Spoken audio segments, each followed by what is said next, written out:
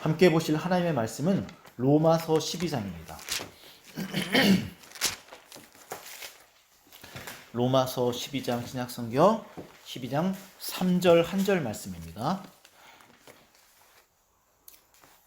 로마서 12장 3절 다 함께 읽도록 하겠습니다. 내게 주신 은혜로 말미암아 너희 각 사람에게 말하노니 마땅히 생각할 그 이상의 생각을 품지 말고 오직 하나님께서 각 사람에게 나누어 주신 믿음의 분량대로 지혜롭게 생각하라. 아멘. 네, 2022년도 새해 첫 주일 예배를 하나님께 드릴 수 있어서 다시 한번 더 진심으로 감사드리고 또 이 시간 함께 예배드리는 여러분들을 주님의 이름으로 축복하고 환영합니다. 우리 올 한 해도 더욱더 힘을 다해서 예배하는 가운데 여러분들의 믿음이 성장하고 그리고 또 여러분들의 꿈과 소망이 주님 안에서 이루어져가는 그런 복된 한 해 되기를 주님의 이름으로 축복합니다. 우리 그런 과정 속에서 그런 소망을 이루고자 하는 마음으로 계속해서 믿음에 관해서 말씀을 우리가 살펴보고 있습니다. 어떻습니까? 여러분들 지난 계속 몇 주간 믿음에 대해서 우리가 말씀을 살펴보고 있는데 믿음이라는 이 주제의 말씀이 실제로 여러분들의 마음 안에 도전을 주고 있는지 또 이 믿음이라는 이 주제의 말씀이 여러분들의 삶을 변화시켜가고 있는지 저는 개인적으로 궁금합니다. 그래서 그런 궁금함을 갖고 계속해서 하나님께 기도하고 있습니다. 부디 여러분들 믿음의 이 말씀이 여러분들의 삶을 도전시키고 또 삶이 변화되는 여러분들 되기를 주님의 이름으로 축원합니다. 우리가 오늘도 또 믿음에 대해서 말씀을 나눌 텐데 우리가 추구해야 하는 그러면 참된 믿음은 무엇인가?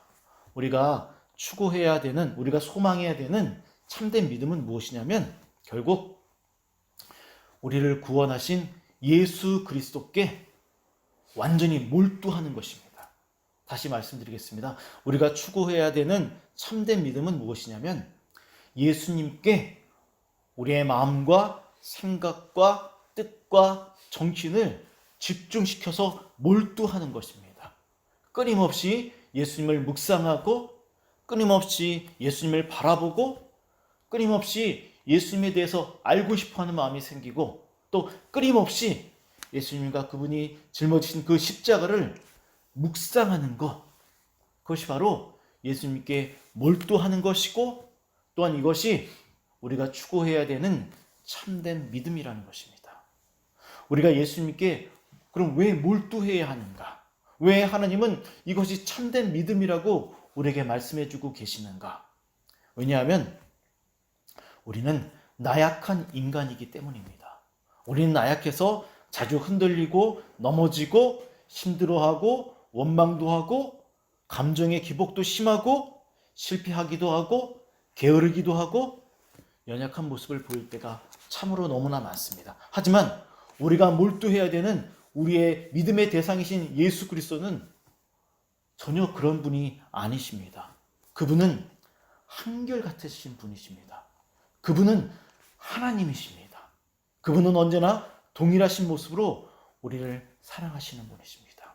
이처럼 한결같으시고 변함이 없으신 예수님께 몰두할 때 우리의 연약함이 사라지는 것입니다.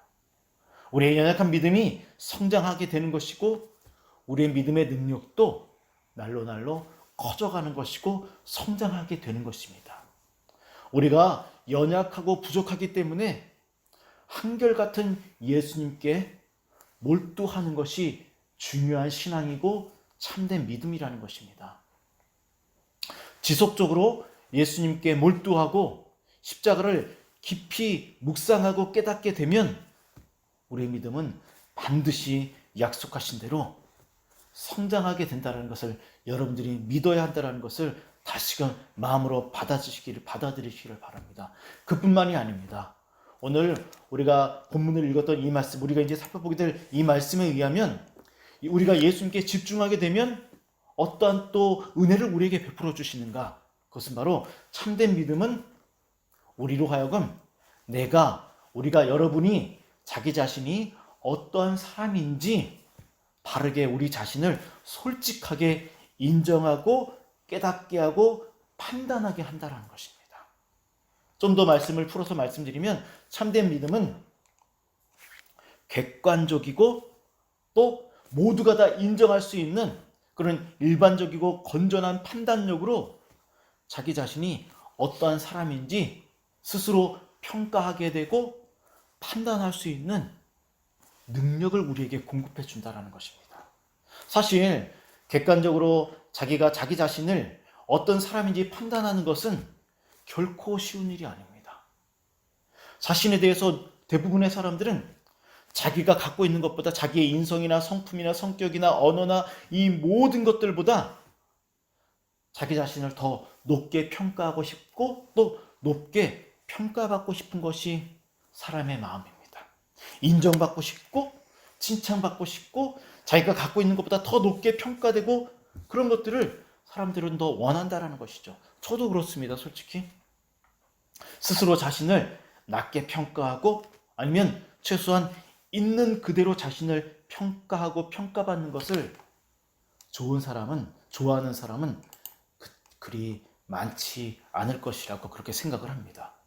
그런데 참된 믿음은 우리가 어떤 사람인지, 내가 어떻게 살아가는 사람인지, 어떠한 모습으로 말을 하고 행동을 하고 어떠한 성품을 갖고 있는 사람인지 아주 객관적으로 바르게 있는 모습 그대로 우리를 판단하고 평가할 수 있도록 참된 믿음이 우리를 도와준다라고 말을 하고 있습니다. 참된 믿음이 이처럼 우리를 어떤 사람인지 바르게 판단할 수 있도록 도와준다라는 이 말의 의미는 무슨 의미냐면 결국 하나님은 우리 자신이 너무 잘난 사람으로 평가받거나 반대로 너무 못난 사람으로 낮게 평가받는 것을 원하지 않는다라는 것을 지금 성경이 우리에게 말씀하고 있다는 것입니다. 하나님이 우리에게 바라시는 것은 우리가 우리 자신을 있는 모습 그대로 바르게 평가하고 인정하는 것을 원하신다라는 것입니다. 인정하는 것, 이것을 하나님께서 원하신다라는 것이죠. 그럼 어떻게 하면 우리 자신을 올바르게 평가할 수 있는가? 그것은 제가 좀 전에도 말씀드렸던 것처럼 참된 믿음이 예수님께 몰두하는 이 참된 믿음이 놀랍게도 이 일을 하게 한다는 것입니다. 우선 그 원리에 참된 믿음이 우리를 그렇게 바르게 평가한다는 이 원리에 대해서 말씀을 전하기 전에 하나님이 믿음을 통해서 우리가 어떤 사람인지 깨닫게 하시고 판단하게 하시는 이유가 무엇인지, 왜 우리를 그렇게 하려고 하시는지 그 이유에 대해서 좀 더 여러분들에게 말씀을 드리도록 하겠습니다. 자기 자신을 바르게 평가하는 일은 자기 자신을 위해서도 매우 중요한 일이지만 여러분들이 속해 있는 교회 공동체나 가족이나 조직을 위해서도 매우 필요하고 중요한 일입니다. 만약 사람들은 그렇게 평가하지 않는데 자존심 때문에 자기 자신에 대해서 인정하지 않거나 아니면 높게 평가하게 되면 어떤 일이 벌어지게 되냐면 사람들로 하여금 거만하거나 교만하거나 나쁜 사람으로 그렇게 판단되게 된다는 것. 그런데 안타까운 것은 그 정도로 끝나는 것이 아닙니다.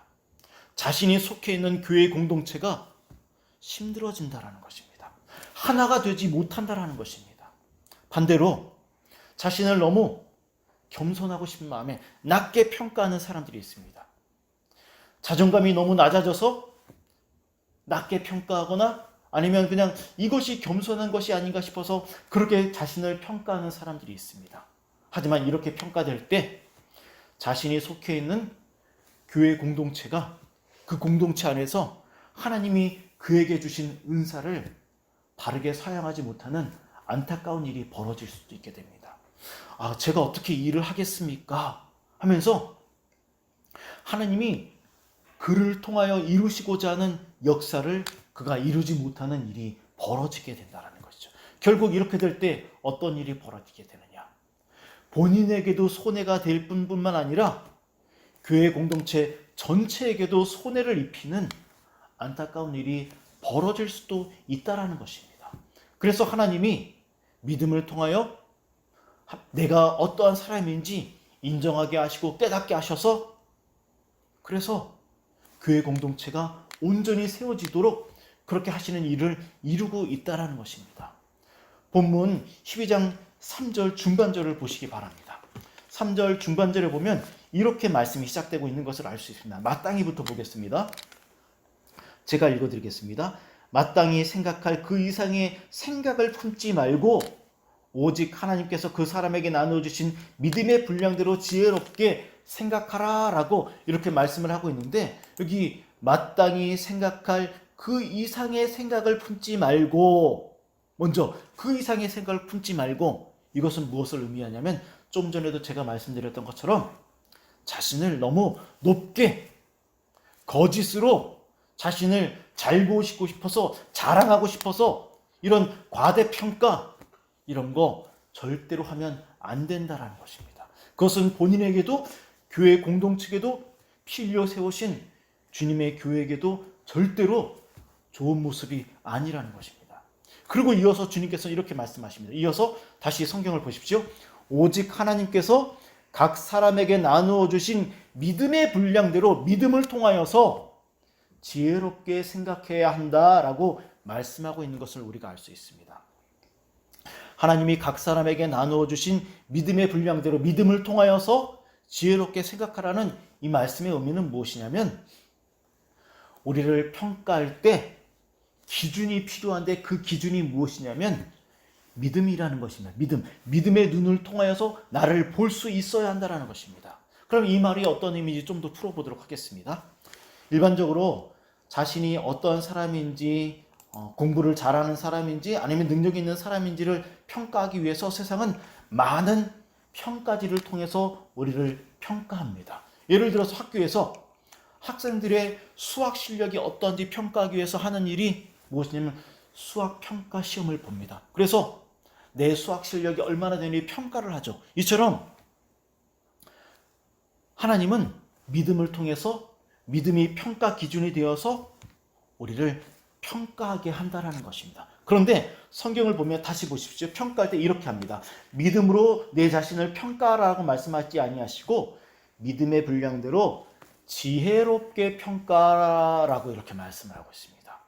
이 지혜롭게라는 말은 무엇이냐면 바로 정확한 의미는 무엇이냐면 정확하게 분명하게 있는 그대로 솔직하게 평가하라는 것입니다.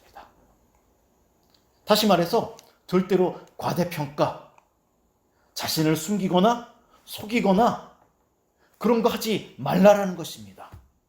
그럼 평가의 기준이 되어야 하는 믿음의 분량대로, 다시 말해서 믿음을 평가의 기준으로 삼아서 평가한다라는 말의 의미가 무엇인가? 그럼 어떤 수학 평가는 그냥 우리가 시험지가 있어서 문제를 풀면 그것을 통해서 우리가 수학을 평가하겠지만, 그러면 믿음이라는 시험 평가지가 있는 것도 아닌데 그럼 어떠한 방식으로 구체적으로 우리를 평가해야 되는가? 자, 이 부분에 대해서 제가 말씀을 드리도록 하겠습니다.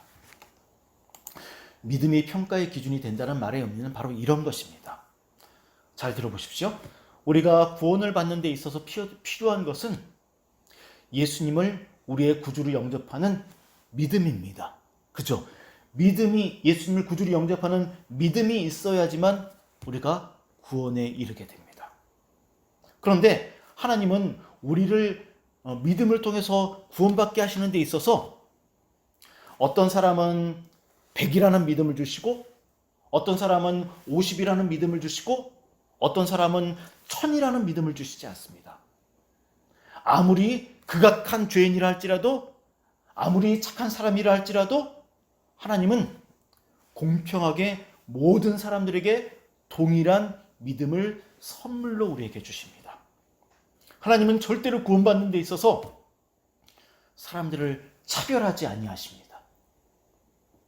왜냐하면 하나님 앞에서는 모든 사람들이 동일한 죄인이기 때문에 동일한 믿음이 우리에게 필요하다는 것을 말씀해 주시는 것입니다. 우리 모두가 동일하고 똑같은 죄인이기 때문에 동일한 믿음을 통해서 구원받기를 원하신다는 것입니다. 뿐만 아니라 하나님이 모든 사람을 차별하지 아니하고 동일한 믿음을 주시는 이유는 무엇이냐면 하나님은 죄인들을 공평하게 사랑하시기 때문입니다. 그래서 사람을 죽인 살인자도 극악무도한 강도에게도 평생을 착한 그렇게 살았던 사람에게도 차별하지 아니하시고 모두에게 동일한 사랑으로 동일한 믿음을 우리에게 허락해 주시는 것입니다. 이것이 하나님의 놀라운 은혜이고 사랑이라는 것입니다. 정리해서 말씀드리면 믿음으로 평가한다라는 이 말씀의 의미는 무엇이냐면 우리가 우리 자신을 평가할 때 그때 반드시 우리는 이 단계를 거쳐야 되는 무엇이냐면 어떤 단계를 거쳐야 하냐면 우리가 구원받을 때 어떠한 사람이었는지를 어떠한 믿음을 통해서 구원받았는지를 내 자신을 평가할 때 반드시 기억해야 한다는 것입니다. 마치 수학 문제를 풀듯이 하나님이 어떠한 마음으로 나에게 이 믿음을 허락해 주셨는지 그 하나님의 마음을 반드시 살펴보아야 한다는 것입니다. 그 의미가 무엇인지 살펴보아야 한다는 것입니다. 하나님이 어떤 사람의 죄는 크기 때문에 더 큰 믿음을 주시지 아니하고 동일한 믿음을 주셨기 때문에 나도 또한 있는 모습 그대로 내 자신을 하나님의 마음으로 바라보고 평가해야 된다는 것입니다. 하나님이 사람들을 차별하지 않으려 하신 것처럼 나도 그렇게 내 자신을 또한 상대방에게까지 솔직하게 있는 모습 그대로 겸손히 자신을 평가할 수, 인정할 수 있어야 한다는 것입니다. 이것이 바로 하나님이 우리에게 허락해 주신 복음의 능력이 우리 안에서 또한 역사하는 일이라는 것입니다. 그런데 문맥의 흐름을 통해서 말씀을 살펴보게 되면 우리를 평가하는 데 있어서 그 평가 기준이 믿음뿐만이 아니라 은사가 또 있다는 것을 알 수 있습니다. 다시 말씀드리면 우리를 평가하는 기준이 믿음과 함께 하나님이 각 사람에게 나누어 주신 특별한 달란트, 이 은사가 또한 평가의 기준이 된다는 것입니다. 문맥의 흐름을 통해서 보면 그렇습니다. 우리 4절, 5절, 6절을 한번 읽어보도록 하겠습니다. 무슨 이야기를 하는지 4절, 5절, 6절입니다. 시작. 그가 한 몸에 많은 지체를 가졌으나 모든 지체와 같은 기능을 가진 것이 아니니 이와 같이 우리 많은 사람이 그리스도 안에서 한 몸이 되어 서로 지체가 되었느니라. 우리에게 주신 은혜대로 받은 은사가 각각 다르니 혹 예언이면 믿음의 분수대로, 혹 섬기는 일이면 섬기는 일로, 혹 가르치는 자는 가르치는 일로, 혹 위로하는 자는 위로하는 일로, 구제하는 자는 성실함으로, 다스리는 자는 부전함으로, 긍휼을 베푸는 자는 즐거움으로 할 것이라. 네, 아멘. 여기 보면은 믿음으로 우리를 평가하는 이야기에 이어서 단락이 끊어지지 아니하고 연결된 상태로 은사에 대한 이야기를 하고 있습니다. 이것은 무엇이냐면 은사도 우리가 어떤 사람인지 평가하는 기준으로 사용되고 있다는 것을 말하고 있는 것입니다. 하나님이 우리를 구원하실 때 차별 없이 공평하게 우리를 사랑하십니다. 하지만 우리 모두는 다 하나님이 우리를 공평하게 사랑하시지만 우리 모두는 다 다릅니다. 그죠? 제 딸인 여러분들 세 딸이지만 여러분들 다 똑같지 않습니다. 이렇게 생각을 합니다. 어쩜 엄마 뱃속에서 내 피를 통해서 태어난 딸들인데 어쩜 이렇게 서로 다 다를까? 이런 생각을 할 때가 너무나 많습니다. 이처럼 하나님은 모든 사람들을 다 다르게 태어나게 하십니다. 이 세상에 똑같은 사람은 단 한 명도 존재하지 않습니다. 하나님은 이처럼 서로 다른 모든 사람들에게 그 사람에게 맞는 은사를 나누어 주셨습니다. 하나님이 우리를 공평하게 사랑하시면서도 각 사람에게 서로 다른 은사를 주신 이유는 무엇이냐면 서로를 존중하고 서로를 의존하고 의지하면서 교회가 세워지기를 원하시기 때문에 각 사람을 다르게 만드셨고 각 사람에게 그 사람에게 필요한 그 사람이 가장 잘할 수 있는 은사를 그 모두에게 허락해 주셨다라는 것입니다. 그래서 이 은사를 통해서 하나님이 나에게 어떤 은사를 주셨는지 자신을 판단하고 그래서 왜 은사를 나에게 주셨는지 자신을 인정하고 이 은사가 나를 위해서 주신 것이 아니라 주님의 몸된 교회를 세우시기 위해서 나에게 주셨음을 깨닫게 하시고 그렇게 주님을 위해 살도록 우리에게 그 은사를 주셨다라는 것입니다. 결코 혼자서는 아무것도 할 수 없는 연약한 존재임을 깨닫게 해주시기 위해서 모두가 다르게 만드셨고 모두에게 각 사람이 가장 잘할 수 있는 은사를 각 사람에게 나누어 주셨다는 것입니다. 따라서 우리는 절대적으로 상대방을 존중하고 또 상대방을 의존할 수 있어야 됩니다. 이 사람을 낮게 평가하지도 않고 높게 평가하지도 않고 다르지만 같은 사람임을, 같은 하나님의 은혜를 공급받으며 살아가는 연약한 존재임을 깨닫고 서로를 의지하고 의존하고 돕고 섬기며 살아가야 된다는 것을 깨닫게 하시기 위해서 우리에게 믿음을 주셨을 뿐만 아니라 은사까지도 허락해 주셨다는 것입니다. 따라서 교회 공동체는 복음의 능력 안에서 서로의 은사를 공유하는, 자기만을 위해서 쓰는 것이 아니라 반드시 주님을 위해서, 교회 공동체를 위해서 자신의 은사를 내어놓고 헌신하고 섬기는 이러한 은사를 공유해야 하는 믿음의 공동체가 되어야 한다는 것입니다. 이렇게 은사를 공유할 때, 믿음 안에서, 복음의 능력 안에서 공유할 때 그 교회 공동체가 멋지게 아름답게 세워져 가는 것입니다. 여러분들, 은사를 사용하지 아니하면 그것은 하나님의 뜻이 아닙니다. 하나님이 여러분들에게 믿음을 주시고 은사를 주신 이유를 등한시하는 것이라는 것을 여러분들이 반드시 깨닫고 하나님이 여러분들에게 주신 은사를 기쁨으로 교회 공동체를 위해서, 주님을 위해서 공유하고 헌신하고 사용할 수 있어야 한다는 것입니다. 정리해서 말씀을 드리면 하나님이 각 사람에게 구원받는 믿음을 주시고 은사를 주신 이유, 자신뿐만 아니라 상대방을 바르게, 온전히, 겸손하게 이해하고 인정하고 사랑하고, 더 나아가서 우리 모두는 다 예수 그리스도께 속해 있는, 그리고 주님 안에서 한 몸을 이루고 있는 것을 깨닫게 하시기 위해서 우리를 그렇게 불러내셨다라는 것을 여러분들 깨달아야 됩니다. 그래서 우리는 반드시 서로를 인정하며 이 하나님의 목적대로 우리에게 맡겨주신 이 일들을 힘들지라도, 고단할지라도, 어려울지라도 감당할 수 있어야 한다는 것을 여러분들에게 말씀을 드립니다. 말씀을 마무리하겠습니다. 참된 믿음은 이처럼 예수님께 몰두하는 것으로부터 시작해서 그 몰두를 통하여서 내 자신이 어떠한 사람인지를 깨닫게 함으로 인하여서 그 깨달은 은혜를 통하여서 그 은혜를 붙잡고 그 은혜 가운데 하나님께 헌신하도록 우리를 이끌어냅니다. 이 말씀의 의미는 무엇이냐면 우리 그리스도인들은 은혜 없이는 살 수 없다라는 것입니다. 예수님께 몰두하지 아니하면 내가 어떤 사람인지도 알 수 없고 내가 어떻게 살아야 되는지도 알 수 없고 삶을 살아낼 수도 없다라는 것입니다. 우리에게는 절대적으로 예수님께 몰두하는 은혜가 필요하다라는 것입니다.